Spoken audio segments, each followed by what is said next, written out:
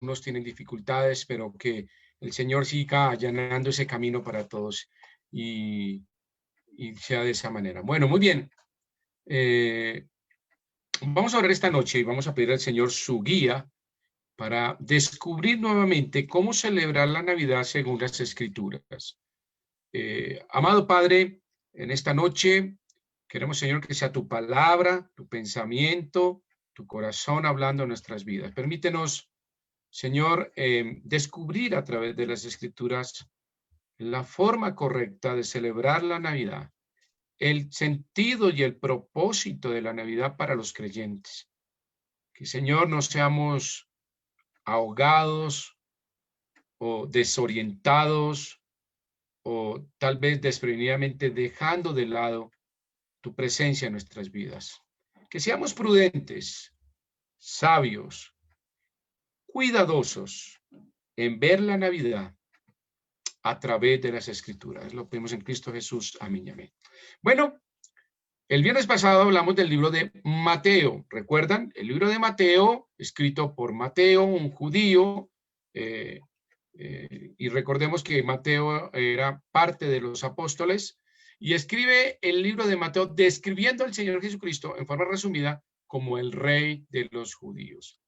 Y invitaba y presentaba a Jesús como el rey prometido desde el Antiguo Testamento, desde los Salmos, desde Isaías, desde Zacarías, desde Miqueas y todo lo que Isaías y Miqueas estaba hablando acerca proféticamente de el rey de los judíos.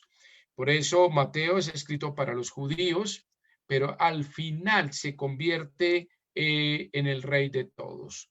El rey es crucificado, rechazado, pero el Señor resucita en gloria y ahora está en su trono a la diestra del Padre, esperando venir otra vez en gloria. Ese es el rey que tenemos. Por eso hablábamos de que la Navidad muchas veces lo comparé en el libro de Mateo cuando hablábamos de Herodes. Herodes tuvo un temor envidioso. Tuvo el temor envidioso porque tuvo el temor de que había nacido otro rey allí en Judea, y fue envidioso porque dijo, yo no quiero que ese rey reine en este mundo, y mandó a matar a los niños menores de 2 años, ¿recuerdan? Y decíamos que el libro de Mateo nos recuerda no solo que Jesucristo fue el rey, sino que hay muchos Herodes en este mundo que siguen rechazando al rey de los judíos y no quieren que sea su rey. Simplemente quieren que sea un compañero, un amigo, un conocido, un profeta, pero no lo quieren coronar como rey. Pues yo les invitaba a que Jesús vuelva a ser el rey de nuestras vidas, al cual servimos y amamos. Entremos al libro de Marcos esta noche. El libro de Marcos, si ustedes van a leerlo, no habla nada del nacimiento del Señor Jesucristo. Dirá, ay, yo nunca había visto ese detalle. Bueno, lo invito a Marcos capítulo 1, versículo 1, principio del Evangelio de Jesucristo, Hijo de Dios, Hijo de Dios. Eso es clave, porque el nacimiento virginal que nos describe Mateo como el nacimiento del rey de los judíos está hablando del Hijo de Dios, de su divinidad. Eso es muy importante porque es el Hijo de Dios. Eso nos garantiza redención, salvación y una salvación por gracia eterna y segura. Como está escrito en Isaías el profeta, aquí que yo envío mi mensajero delante de tu faz, el cual preparará tu camino delante de ti, voz del que clama en el desierto, preparad el camino del Señor, enderezad sus sendas. Y bautizaba a Juan en el desierto y predicaba el bautismo de arrepentimiento para perdón de pecados. Entonces usted me dice, pastor, muy bien, entramos al capítulo 1 y de entrada, ¿de quién estamos hablando? Pues de Juan el Bautista. Entonces, fijémonos que Marcos no habla ni de la Anunciación, ni de José, ni de María, ni de los pastores, ni de los ángeles, ni de Herodes, ni de los fariseos, ni de los saduceos, ni de los magos. Nada. ¿Por qué? Ahora, Marcos, si vamos a entrar un poquito en historia, Marcos está bien llamado Juan. Lo llamamos Juan Marcos, que es conocido como el sobrino de Bernabé. Significa que Marcos no fue apóstol del Señor Jesucristo. Entonces hay un escritor que no es apóstol, óigalo bien, es Juan Marcos, sobrino de Bernabé. ¿Y cómo lo sabemos? Bueno, Pablo lo menciona ahí en Hechos capítulo 12, versículo 12, Lucas, perdón, en Hechos lo menciona 12, y hablamos de la historia cuando salieron Juan Marcos con Pablo y Bernabé. Pero, ¿cómo sabemos que es él? Veamos cómo hay en Hechos, mencionémoslo solamente en Hechos 12:12. Vayan conmigo en Hechos 12:12. Ahí Lucas, el escritor de Hechos, no lo menciona. Es bueno tener en cuenta esto para saber que el escritor quién es y saber exactamente el objetivo de este evangelio. Aquí en 12:12, veámoslo, dice: y habiendo considerado esto, llegó a casa de María, la madre de Juan, el que tenía por sobrenombre Marcos, donde muchos estaban reunidos, ¿qué? Orando. Ahí está mencionado en el libro de Hechos. Y en Colosenses 4:10, usted recuerda la historia cuando hubo una diferencia entre Bernabé y Pablo por Juan Marcos, porque él los había abandonado, se había regresado del primer viaje misionero, y Pablo dijo: yo no lo quiero volver a ver, yo no quiero más de Marcos porque él es alguien de doble ánimo, un día que sí, un día que no, y hubo diferencia, y así Pablo se fue con Silas y Bernabé también se fue con Juan Marcos. Pero mire qué pasa después de los años. En Colosenses 4:10, vayan conmigo a Colosenses 4:10, Pablo habla de Juan Marcos, y vayan ahí a Colosenses capítulo 4, vayan conmigo, versículo 10. Mira lo que dice en Colosenses 4:10. Aristarco, mi compañero de prisiones, os saluda, y Marcos, el sobrino de Bernabé, acerca del cual habéis recibido mandamientos, si fuera vosotros, recibidle. Pablo habla exactamente que Marcos es el sobrino de Bernabé. Más adelante, Pablo, ahí en 2 Timoteo, también habla de que Marcos le era útil en el ministerio. Entonces, este es el escritor. Este es el escritor, lo escribe más o menos en el año 53 a 57, del año 57 al año 63 después de Cristo. Ahí está Juan Marcos escribiendo esto. ¿Cuál es el tema?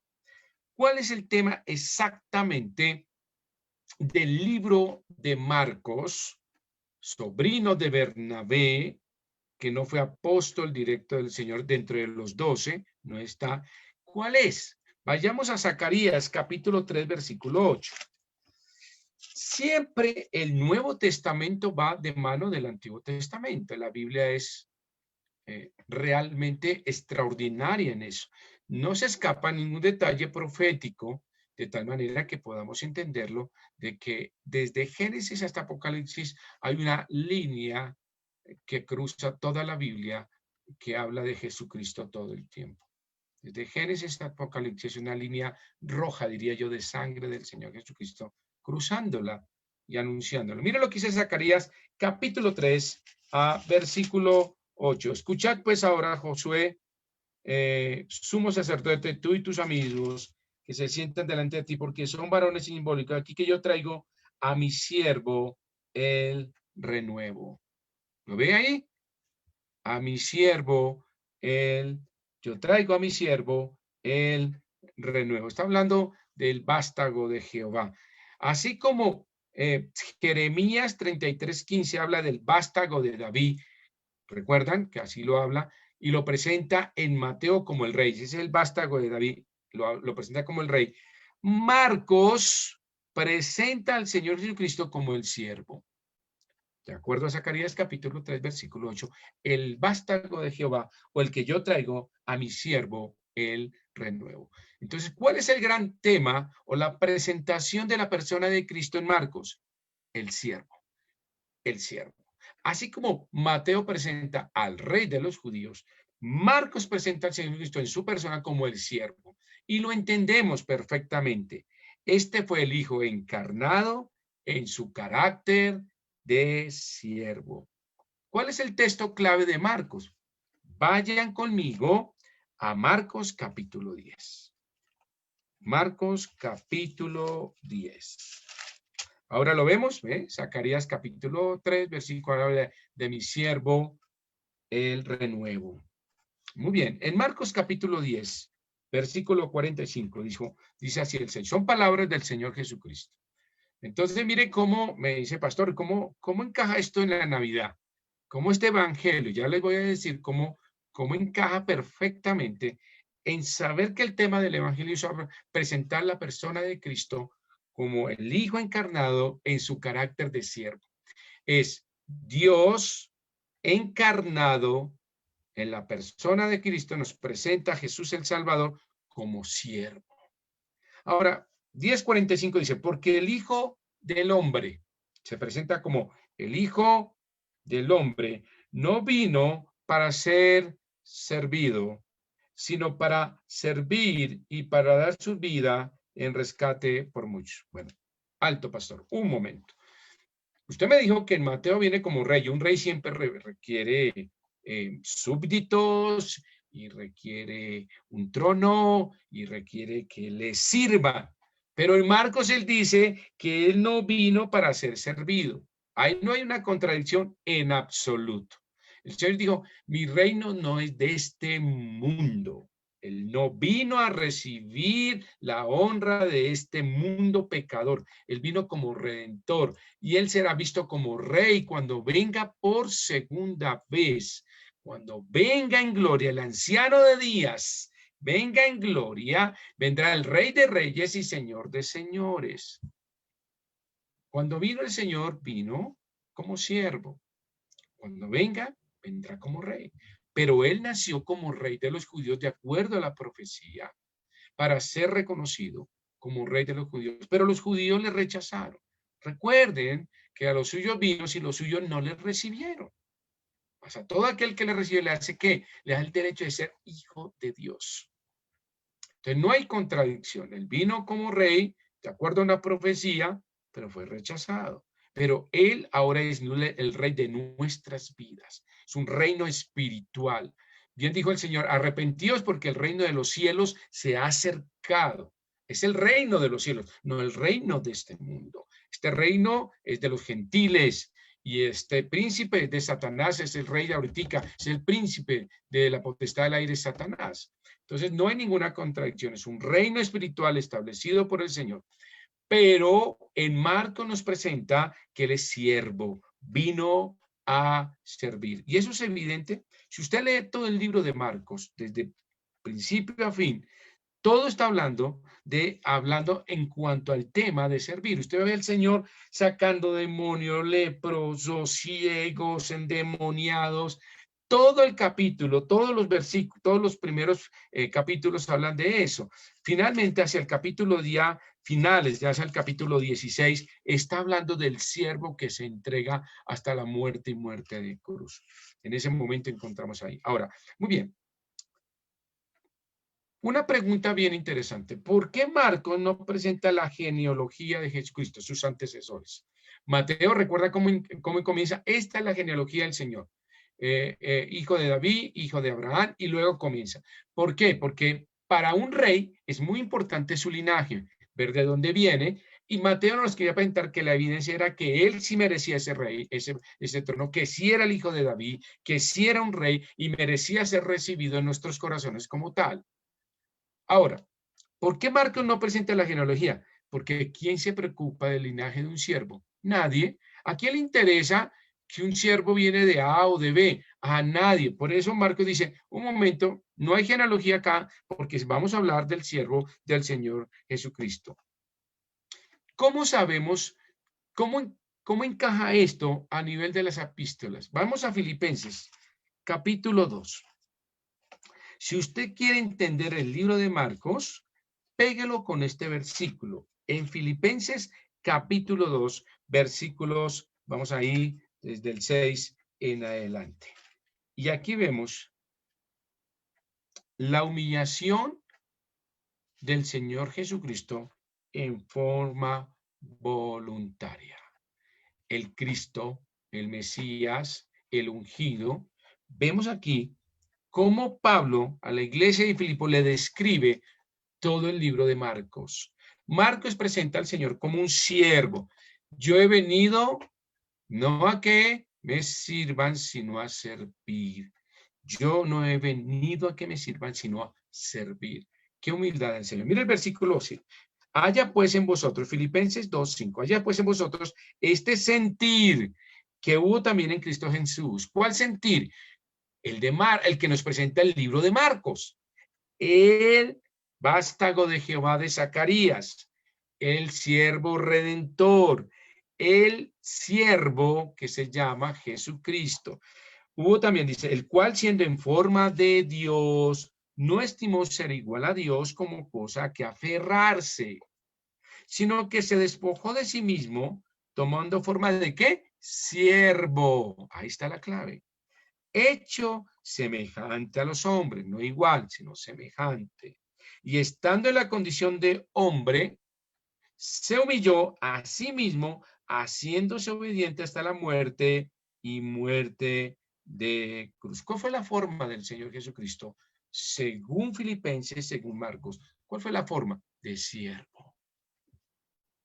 Y un siervo no tiene genealogía, un siervo, como se dice, no merece nada, es un siervo, es un esclavo. En esa época los siervos eran esclavos y servían a dueño de un amo. Y dice que el Señor se hizo ¿qué? Siervo por nosotros, nos vino a servir. Qué maravilla de Dios. Yo todavía no me puedo imaginar eso, como Dios en su omnipresencia y omnipotencia reduce todo ese poder, esa gloria, y lo reduce y lo pone en la persona de Cristo y se hace siervo, sabiendo que Él merece que nosotros le sirvamos, pero Él dijo, alto, yo les voy a servir, yo vengo a servir. ¿Recuerdan la escena de cuando el Señor se quita su manto, se pone su toalla alrededor, toma un lebrillo y comienza a lavar los pies de los apóstoles? Y dijo, pues voy a os dar ejemplos de lo que es un siervo. Es eso, doblar las rodillas, servir al otro, aliviar al otro y darle al otro. Y es ponernos en una posición de humildad absoluta, de servir a otros en sus necesidades. Pues eso fue lo que hizo el Señor, según Marcos. Muy bien. Entonces, ese Dios fuerte, ese Dios maravilloso que nos muestra Isaías capítulo 9, versículo 6, que hoy Santiago nos lo decía, que es ese Dios fuerte que nos presenta Isaías, el príncipe de paz, el Dios fuerte, se hizo siervo, nos vino a servir. Y él hizo obras sobrenaturales que autenticaron su ministerio. Volvamos a Marcos. ¿Cómo sabemos que él nos sirvió? Después del bautismo del Señor Jesucristo, vean Marcos capítulo 1 y vemos cómo vino el Señor. Juan lo bautiza, el Señor se va para el desierto, viene su tentación, ¿ok? Y ya comienza a llamar a sus apóstoles y luego comienza a hacer su trabajo. En el versículo 21, y entraron a Capernaum y los días de reposo entrando en la sinagoga y se admiraban de su doctrina porque les enseñaba como quien tiene autoridad y no como los escribas. Pero había en la sinagoga de ellos un hombre con espíritu inmundo que dio voz y diciendo, ¿qué tienes con nosotros? Jesús Nazareno, ¿has venido para destruirnos? Sé quién eres, el Santo de Dios. ¡Qué revelación tan extraordinaria! Los demonios creen y aún tiemblan, dice Santiago. Creer en sentido de que saben que hay un Dios, no para salvación, sino no por arrepentimiento, sino creen y saben, esto es verdad. Aún no, los demonios dicen, si quieres santo, lo confiesan. Pero Jesús le reprendió diciendo, cállate y sal de él. ¿Y por qué quería el Señor que se callaran? Porque ahora viene su ministerio. Yo no quiero que ustedes anuncien esto, cállese. Yo quiero que el evangelio lo voy a presentar yo. ¿Por qué? Bueno, muy bien, porque el Señor comienza su ministerio y mire uno de los, cómo comienza a trabajar él. Versículo 29. Y al salir de la sinagoga vinieron a casa de Simón, Andrés y Jacobo y Juan, y la suegra de Simón que estaba acostada con fiebre, y enseguida le hablaron de ella. Y entonces él se acercó y la tomó de la mano y la levantó, e inmediatamente le dio la fiebre y ella le servía. Qué cosa tan extraordinaria. Y los primeros milagros del Señor va y curan la suegra de Pedro. Entonces, yo solo hasta ahí voy a ver, porque si usted quiere leer todo el libro de Marcos, es servicio, servicio, servicio, servicio. Cura a los paralíticos, limpia a los leprosos, habla de todo esto del servicio del Señor. Y mire que la suegra, pero lo primero que hace al levantarse, ¿qué es? Y le servía. Y le servía. ¿Por qué? Porque el Señor nos dio ejemplo de servicio. Lo mínimo que podemos es servirle al Señor. Porque, ¿qué dice Filipenses? Haya en vosotros este mismo sentir que hubo en Cristo Jesús. ¿Cuál fue su sentir? Servir. Marco nos dice, sirvamos. El Señor nos dio ejemplo. Yo no he venido para ser servido, sino para servir. Ese sentir del verdadero creyente debe ser de esa manera. Si la iglesia nos invita a servir, sirvamos. Si nuestra sociedad nos invita a servir, sirvamos. Si nuestra familia nos invita a servir, sirvamos. El Señor vino a servir y no a ser servido. Hermanos, dejemos de un lado el orgullo, dejemos de un lado la prepotencia, dejemos de un lado el de que yo soy salvo, tengo un cielo que me espera y por ello entonces miro con menosprecio a los que sufren, a los que necesitan. Es la gran oportunidad y el Señor lo entendió de esa manera, que servir era la puerta de entrada de presentar un evangelio realmente eficaz y real en la vida de otros. Cuando tengo el estómago vacío, es muy difícil creer en el evangelio. Cuando yo extiendo de mi mano y doy un pan y subsano el día, no estoy diciendo que voy a subsanar el hambre del mundo, no, pero ese día lo salvé. Ese día salvé el día y le di algo a esta persona y le dije, Cristo te ama. Eso es servir con el evangelio. El Señor lo hizo. Ojalá. Vemos muchos pasajes relacionados con el servicio del Señor y vemos desde Isaías, vemos en Zacarías y vemos ahí cómo hay mucho desde de los pasajes relacionados como siervo y no los voy a mencionar, pero ahí en Isaías capítulo 42, versículos 1 al 21, nos habla proféticamente del servicio del Señor, del siervo que se iba a presentar allí en Belén.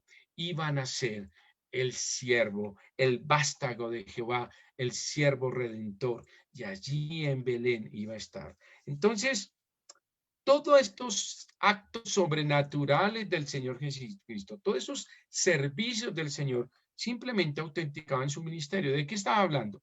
Cuando él servía y habían estos milagros, simplemente está diciendo, yo soy el Hijo de Dios. El Padre me envió para rescatarlos. Yo vengo a servir y no que me sirvan. Pero cada milagro del Señor, cada misericordia del Señor, cada acto sobrenatural era una firma, un sello de autenticación de su ministerio de que era el Hijo de Dios. Entonces, de esta manera, hay muchos versículos. Vayan a Filipenses nuevamente, capítulo 2 ahí, y miren cómo en Filipenses vuelve y nos recuerda el capítulo 2, simplemente nos dice que el Señor es ese siervo maravilloso ahí en Filipenses. No se lo olvide. Bueno, muy bien. Entonces, con eso en nuestras mentes, viendo todo el Evangelio desde el capítulo 1 vamos hasta el capítulo 14, vamos todo el servicio que el Señor hizo, todo el trabajo maravilloso que el Señor sirvió e hizo, pero finalmente su servicio mayor vemos desde el capítulo 14 al capítulo 16. Entonces, vayan ahí a Marcos capítulo 14.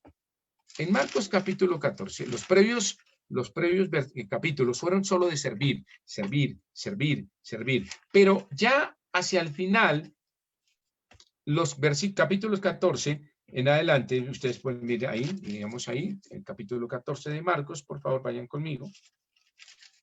Comienza el complot contra la vida de Jesús y comienza todo el proceso de ya la preparación de la Pascua y la anunciación de que el Señor iba a morir. Entonces, ¿qué sucede desde el capítulo 14 hasta el capítulo 16? Todos los evangelios, todos, ustedes van a mirar, cada uno de ellos muestran la obediencia hasta la muerte y muerte de cruz del rey de los judíos, en Mateo, y del siervo, del vástago de Jehová, el siervo redentor. Ningún evangelio. Ahora, mire, ¿por qué lo digo? Hago un paréntesis.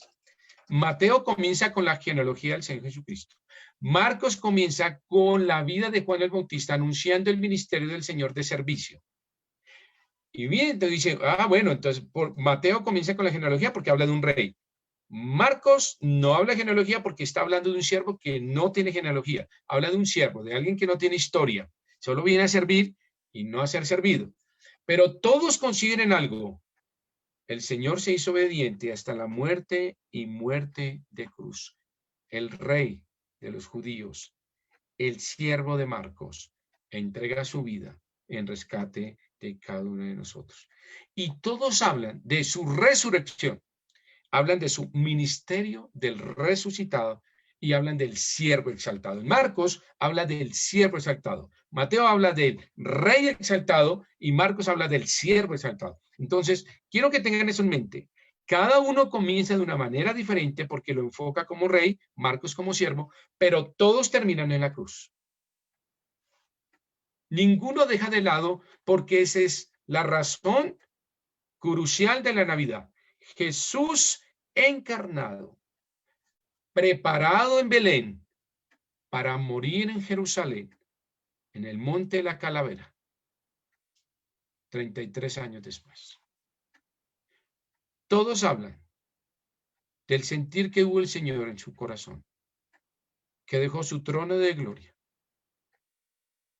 se hizo siervo, semejante a los hombres, y se hizo obediente hasta la muerte y muerte de cruz. No olvide, eso es Navidad.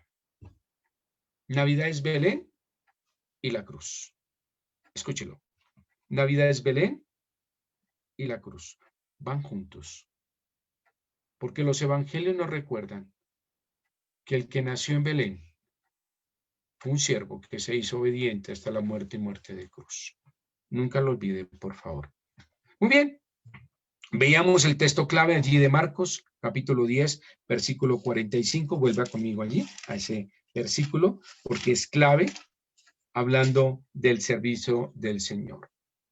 Muy bien. Miren, porque el Hijo del Hombre no vino para ser servido, sino para servir y para dar su vida en rescate por muchos. En Marcos sucede algo bien interesante, que Marcos nos habla. Vayan conmigo a Marcos capítulo 3, por favor. Marcos capítulo 3. En Marcos capítulo 3. Hay un alto en el camino ahí, en Marcos capítulo 3, de una situación bien interesante. Ahí en Marcos capítulo 3, versículo 31. Miren después sus hermanos y su madre, porque esto lo voy a relacionar con lo que vamos a finalizar esta noche. Miren después sus hermanos y su madre, quedándose afuera, enviaron a llamarle. Entonces, esto argumenta que el Señor Jesucristo tenía hermanos y su madre, que era María. No hablan de José. Creemos, por historia, que José ya no estaba en ese tiempo. Había fallecido. Creemos. No lo sabremos porque nadie lo menciona. Ninguno de los evangelios entra en ese detalle porque aquí la persona más importante es Jesús, su trabajo como siervo. Y la gente que estaba sentada alrededor de él le dijo, tu madre y tus hermanos están afuera y te buscan. Y él respondió diciendo, ¿quién es mi madre y mis hermanos? Bueno, él sabía quién era, pero mire la respuesta del Señor. Y mirando a los que estaban sentados alrededor, le dijo, he aquí mi madre y mis hermanos, porque todo aquel que hace la voluntad de Dios, ese es mi hermano y mi hermana y mi madre. Marcos hace una revelación importantísima, es la nueva relación que tenemos en Cristo y con Cristo. El Señor nos pone en una posición de justificación, nos hace hijos de Dios y nos da una relación con Él nueva. Somos sus hermanos. Qué lindo. Ese es mi hermano y mi hermana. Interesante que el Señor dice, no, este es mis hermanos. Hace una diferenciación de género. ¿Se dan cuenta? Mi hermano y mi hermana. Ahora nos dicen mucho en nuestro vocabulario. Tienen que hablar de ellos y ellas. ¿Sí? ¿Se acuerdan que antes generalizábamos toda la humanidad? Entonces decíamos todos no. Ellos, ellas, y que tenemos que hacer. Mira, el Señor lo hace. Y hace eso para darnos a entender de esa nueva relación que tenemos con el siervo, el vástago de Jehová. Aquí tenemos una relación maravillosa. ¿Por qué? Porque la Navidad, así como en Mateo, Herodes se perdió la Navidad por un temor envidioso. No quería que Jesús fuera su rey, no quería que ese rey naciera. Y así como muchos rechazan al rey como Herodes, hay muchos Herodes en esta Navidad, yo no quiero que sea mi rey, yo no quiero que gobierne mi vida, mis planes, lo tengo como algo que de pronto me sirva, pero no quiero que gobierne mi vida y sea mi Señor. Aquí en Marcos, quiero enseñarles esta noche y regálenme unos minuticos más, por favor. Hay alguien más que se perdió la Navidad. En Mateo les enseñé que fue Herodes, por un temor envidioso, se perdió la Navidad. Aquí vamos a ver que se lo perdió Nazaret. Nazaret y su familia se perdieron la Navidad, todos los de Nazaret. ¿Por qué? Vamos a ver cómo Nazaret, y vamos a recordar que Jesús lo llama Jesús de Nazaret. Pero pastor, un momentico, si él nació en Belén. Bueno, vamos a ver la historia un poquitico en ese sentido. Vayan a Mateo capítulo 2. Esto es interesante. Bueno, menos mal que no hay que coger bus, está lloviendo, no nos vamos a mojar, pero esto yo quiero regalárselos esta noche. En Mateo capítulo 2, versículo 19, pero después de muerto Herodes, he aquí que un ángel del Señor apareció en sueños a José de Egipto, diciendo, levántate, toma al niño y a su madre y vete a tierra de Israel, porque han muerto los que procuraban la muerte del niño. ¿Recuerdan que tuvieron que salir para Egipto por el tiempo de Herodes? Ya muerto Herodes y que murió de una forma terrible, luego lo hablaremos, y dice, entonces él se levantó y tomó al niño y a su madre y vino a tierra de Israel. El capítulo de Mateo, versículo 21, si se ha perdido conmigo, vaya al 22. Pero oyendo que Arquelao reinaba en Judea en lugar de Herodes, su padre tuvo temor de ir allá, pero avisado por revelación en sueños, se fue a la región de Galilea y vino y habitó en la ciudad que se llama Nazaret, para que se cumpliese lo que fue dicho por los profetas, que habría de ser llamado ¿qué? Nazareno. La profecía había dicho en Isaías 11:1 que el Señor sería llamado Nazareno porque estaría viviendo en Nazaret. Entonces, por eso, aunque nació en Belén, él regresa a Nazaret y es llamado que Nazareno, porque su vida se desarrolla allí. Vayan a Lucas, capítulo 2. Lucas, capítulo 2. Versículos 39 al 40. Bueno, muy bien. Versículo 39 del capítulo 2 de Lucas. Después de haber cumplido con todos los prescritos en la ley del Señor, volvieron a Galilea, a su ciudad de Nazaret. Ok, mire, ahí está. Muy bien. Y el niño crecía y se fortalecía y se llenaba de sabiduría y la gracia de Dios era sobre él. No era un niño común. Jesús, cuando crece en Nazaret, crece bajo esas características. Crecía y se fortalecía. Eso significa que tenía buenos hábitos. Buenos hábitos. Pocas cosas que le quitaban y le distraían, sino que fortalecía su mente. Dice, y se llenaba de ¿qué? Sabiduría. No perdía el tiempo en cosas banales. Se llenaba de la sabiduría del Padre, de las Escrituras, de sus padres, de la sabiduría de los ancianos que había en este lugar, de hombres justos, devotos.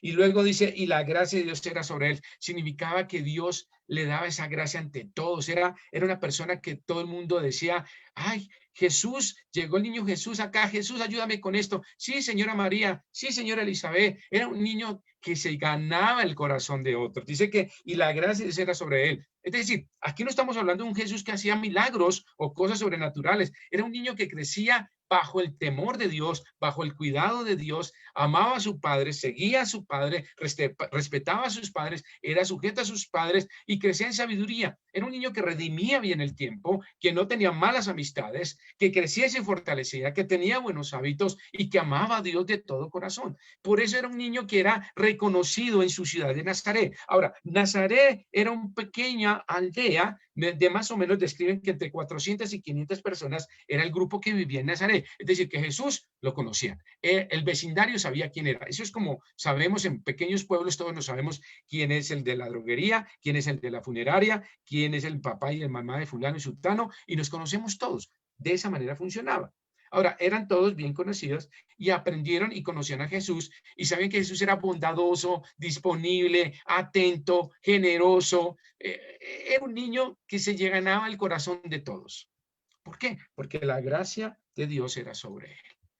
Era un niño que inspiraba ternura, era un niño en ese sentido. Y mire, Versículo 51, y descendiendo con ellos, volvió a Nazaret. Entonces, todo es en Nazaret, nazarenas. Por eso el Señor dice, Jesús de Nazaret. Todos lo conocían, había hecho su nicho allí, y dice, y estaba sujeto a ellos, y su madre guardaba todas estas cosas en su corazón. Y Jesús crecía en sabiduría, y en estatura, y en gracia para con Dios y los hombres. En gracia para con Dios y los hombres. Ese era Jesús. Era conocido. Entonces, todos y aún más, si usted va a Marcos capítulo 6, versículo 3, vaya conmigo a Marcos 6, 3. Marcos 6, 3. Algo bien interesante ahí. Marcos 6, 3. Yo creo que no voy a cansar esta noche, qué lástima. Había mucho que decir, pero Marcos 6, 3. Si corto, el otro viernes seguimos. Pero no quiero escapar esto porque me parece muy importante. Marcos 6, 3.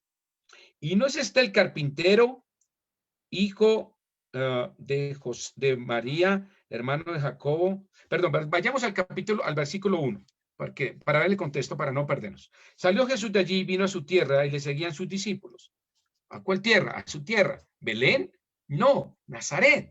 Esa era su tierra porque fue la que le vio crecer, le vio madurar, le vio trabajar, le vio servir a otros. Y dice, y llegado el día de reposo y comenzó a enseñar a la sinagoga, y muchos oyéndole admiraban y decían, ¿de dónde tiene estas cosas? ¿Y qué sabiduría es esta que le es dada? Y estos milagros que por sus manos son hechos. Y todos se preguntaban y dicen, ¿y no es este el carpintero, hijo de María, hermano de Jacobo, de José y de Judas, de Simón? ¿No están aquí también con nosotros sus hermanas? Y se escandalizaban de él. Vamos adelante a mirar eso. ¿Qué quiero hacer énfasis en Marcos capítulo 6, versículo 3? Miren lo que dice. ¿No es este el carpintero? ¿Cuál era la profesión del Señor? Carpintero. ¿No es este el carpintero? Significa que el Señor Jesús de niño aprendió la carpintería y la ejerció como profesión. Eso nos hace pensar que el Señor debe haber hecho unas mesas extraordinarias, unos comedores fuera de serie. Yo me imagino al Señor con esa delicadeza, con esa fuerza, con esa integridad, cobrando lo justo, entregando el trabajo a tiempo. Recuerdan que a veces uno manda a hacer trabajos en carpintería, ornamentación, con otros sitios, ebanistería, y le dicen a uno en 15 días. ¿No les ha pasado? Y en 15 días se convierte en 2 meses. Y uno, por favor, entrégueme el comedor. Y uno ya entregó casi toda la plata. Y le dicen, mañana, sábado a las 8 de la mañana. A mí me ha pasado. Y llega el sábado, ni las 8, ni las 9, ni las 10. Y le toca ir allá, oiga, ¿cuándo me va a entregar? Pues fielmente podemos decir que el Señor, siendo profesional en carpintería, era conocido por muchos de Nazaret. Y muchos les mandaron a hacer trabajos quedando satisfechos, felices de su honorabilidad, de su excelencia, de su trabajo, su puntualidad, porque él crecía y ganaba la gracia de Dios y de los hombres. ¿Cómo es ganarse la gracia? Pues de esa manera, con su trabajo esforzado, con su integridad en lo que hace, con su honestidad, con su puntualidad. Era Jesús. Jesús era conocido en Nazaret. No era alguien que pasaba, digamos, en lo común. Y no estoy diciendo que porque era el Hijo de Dios tenía algo favorable. No, no, no, no, no. Él se lo ganó por sí mismo, sabiendo que tenía una responsabilidad de ser luz y sal desde niño.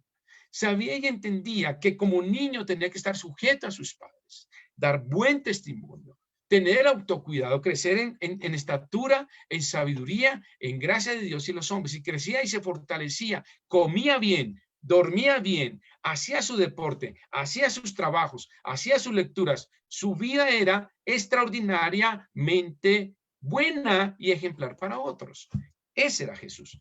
Y por eso hago esta introducción, porque todos lo conocían, era familiar. Ah, Jesús el carpintero, vamos que le hace unas mesas extraordinarias. Él me hizo un butaco maravilloso donde yo descanso y leo las escrituras. Ese era Jesús. Ese era Jesús. Entonces, la gente lo conocía porque creció en Nazaret. Ahí, volvamos a Marcos 3:21, por favor. Marcos 3:21. Entonces la gente lo conocía. Veamos ahí, 3:21.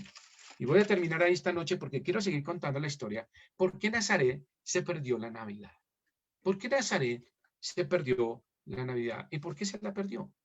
Así como Herodes se la perdió por eh, eh, un temor envidioso, un temor envidioso. Yo no quiero otro rey, yo soy el único rey de mi vida, no quiero otro, y mandó a matar a los niños. Así Nazaret se perdió la Navidad, y les voy a decir el próximo viernes por qué. Pero mire lo que dice Marcos 3:21. Marcos 3, aquí en Marcos 3:21 dice, cuando lo oyeron los suyos, vinieron para prenderle, porque decía, está fuera de sí. ¿Quiénes eran los suyos? Su familia. Su familia. Y cuando lo oyeron los suyos, y está hablando, cuando habla de suyos, habla de su familia, vinieron para prenderle porque decía, está fuera de sí. Era su familia. Y recuerda que leímos, Jesús, afuera están tus hermanos y tu madre. Dijo, mi madre y mis hermanos son los que hacen la voluntad de mi Padre. Por eso Nazaret se perdió la Navidad. Vamos a seguir el próximo viernes. Me quedó corto el tiempo, pensé que iba a alcanzar a hacerlo, pero les dejo este preámbulo de Jesús humilde, criado allí en Nazaret, en la aldea, conocido como el carpintero, un niño que crecía y que se ganaba el corazón de todos. Era el niño que todos querían estar con él y que era el niño que hacía mandados y favores y que doña María y doña Elizabeth y don Eduardo le decía, Jesús, ayúdame a empujar esta carreta. Ahí estaba Jesús. Jesús, ayúdame a llevar estas gallinas. Ahí estaba Jesús. Jesús, ayúdame. Jesús, Jesús, Jesús. Crecía en gracia de Dios y de los hombres, porque veían que Jesús amaba a Dios. Y ese es el Jesús que creció en Nazaret. Fue el Jesús que se conocía y creció porque lo conocían perfectamente. Todos sabían quién era él y era un niño especial. Hay una historia que quiero cerrar con ella. Alguna vez la vi, no recuerdo dónde la vi, hablando de la historia de Jesús. Y un día muestran a Jesús de niño jugando con otros amiguitos. Y estaban jugando ellos y de repente uno de los niños lanzó una piedra o algo, estaban jugando con alguien, no recuerdo la historia, y le pegó a un pajarito. Es una historia. Y el pajarito cayó y cayó al piso y estaba. Entonces uno de los niños se acerca y le dice a Jesús, los niños muy acongojados, llorando, jugando con Jesús, le dicen, matamos al pajarito, el pajarito está muerto. Y todos muy tristes, muy acongojados. Y la historia muy linda termina cuando Jesús les dice a sus amigos, vengan, vamos a mirar al pajarito. Y dice que Jesús lo tomó en su mano, el niño Jesús, el pajarito totalmente muerto, él cierra su mano, cierra sus ojos y luego de cerrar sus ojos los abre su mano y el pajarito sale a volar. Y todos los niños, ¡wow! ¡Jesús! ¡Qué lindo! Es una historia. Pero creo que Jesús en su niñez preparó el corazón de muchos, porque Marcos nos lo presenta como el vástago de Jehová, como el siervo que vino a servir y no a ser servido. Solo recordamos la historia cuando habló los apóstoles. Hay muchas cosas del Señor, dice la Escritura, que no habría libros en donde pudiese quedar plasmado todo lo que hizo Jesús para servir y para salvarnos. Amado Padre, gracias damos, Señor, por tu palabra. Señor, esta noche permítenos escucharte. Señor, hoy el libro de Marcos, Juan Marcos nos presenta tu vida como el que sirvió. Oh, Señor, hiciste tanto por nosotros y nosotros tan poco que hacemos. Nos cuesta ir a la iglesia. Nos cuesta dar para tu obra. Nos cuesta, Señor, conectarnos. Nos cuesta, Señor, servir a otros. Nos cuesta, Señor, servirte a ti. Y tú lo hiciste todo, Señor. Desde niño no dejaste de dar. y demostrar la actitud más humilde. Señor, pon este sentir que hubo en ti, Señor. De despojarme de mi orgullo y mis pasiones y de hacerme un siervo realmente auténtico al servicio de tu obra. Donde tú me requieras, Señor, en tu iglesia, yo quiero servir. Donde quiera, Señor, que tú pidas que hagamos por nuestra iglesia, yo lo quiero hacer, Señor. Por aquellos que sufren, que se duelen en nuestra iglesia, que anhelan conocer el evangelio, por aquellos que se han apartado de ti, permítanos, Señor, servir. Con un corazón humilde, como tú lo hiciste, Señor. Navidad es Belén y la cruz. Navidad es ver al vástago de Jehová, el Redentor, siervo de Dios, que vino a este mundo a darnos lo que no merecíamos. Gracias, Señor, por la Navidad. Gracias, Señor, por el don inefable de Cristo, el Redentor y el siervo. Amén y amén. Mis queridos hermanos, el próximo viernes vamos a terminar. Los dejé un poquito en abrebocas, pero vamos a terminar. ¿Por qué Nazaret se perdió la Navidad? ¿Por qué Nazaret se perdió la Navidad? Dios les bendiga. Un buen tiempo para todos. Lástima por aquellos que no se conectaron. Sé que algunos tuvieron problema de conectividad. Recordemos las peticiones de oración. Que Dios les bendiga. Y este fin de semana, cosas nuevas. Mañana servicio de escuela dominical de 8 de la noche, y el domingo a las 9 de la mañana presencial, mixto, en directo y presencial. Que Dios les guarde, les bendiga en esta noche maravillosa. Que el Señor les bendiga. Pueden abrir sus micrófonos.